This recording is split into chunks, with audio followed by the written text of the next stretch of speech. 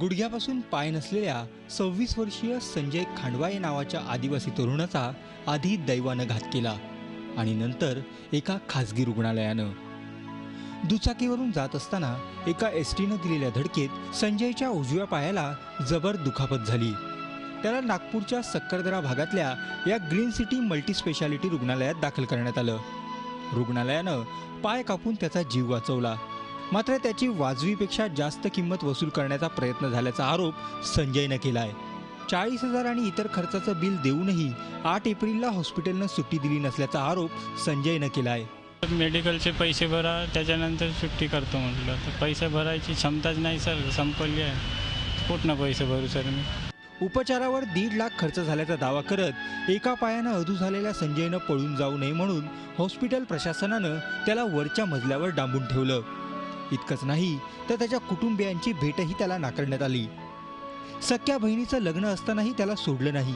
कहर म्हणजे हॉस्पिटलच्या बिलाचे पैसे चुकवण्यासाठी संजयच्या वडिलांनी हॉस्पिटलचे चौकीदार म्हणून नोकरी करावी असा अजब सल्लाही हॉस्पिटलकडून देण्यात आला।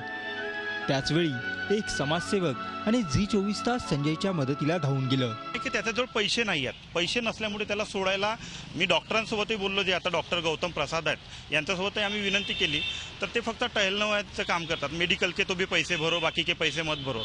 याबाबत आम्ही हॉस्पिटलची बाजू जाणून घेण्याचाही प्रयत्न केला।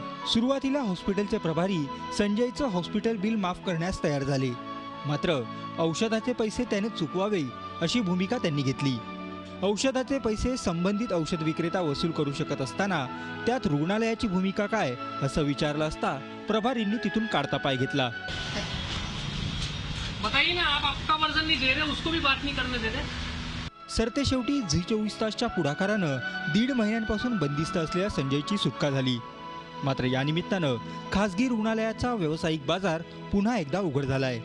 त्यामुळं संजयसारख्या आर्थिक आणि सामाजिकदृष्ट्या मागासलेल्या घटकांचा वाली कोण असा सवाल उपस्थित होतोय। उपचाराचे पैसे भरले नाही, त्यामुळे तब्बल 1.5 महिने डांबून ठेवण्याचा खळबळजनक प्रकार नागपुरात उघडकीस आला आहे। एकूणच घटनेनंतर आता डॉक्टरांचं वर्तन कसं असावं यासंबंधी IMAने आणि सरकारने दिशानिर्देश तयार करण्याची गरज आहे, कारण तसं केलं नाही त्यासारखे प्रकार पुढे देखील होत राहतील। व्हिडिओ जर्नलिस्ट रत्नशीलसह अखिलेश हळवे, झी मीडिया, नागपूर। झी 24 तास रहा एक पाऊल पुढे।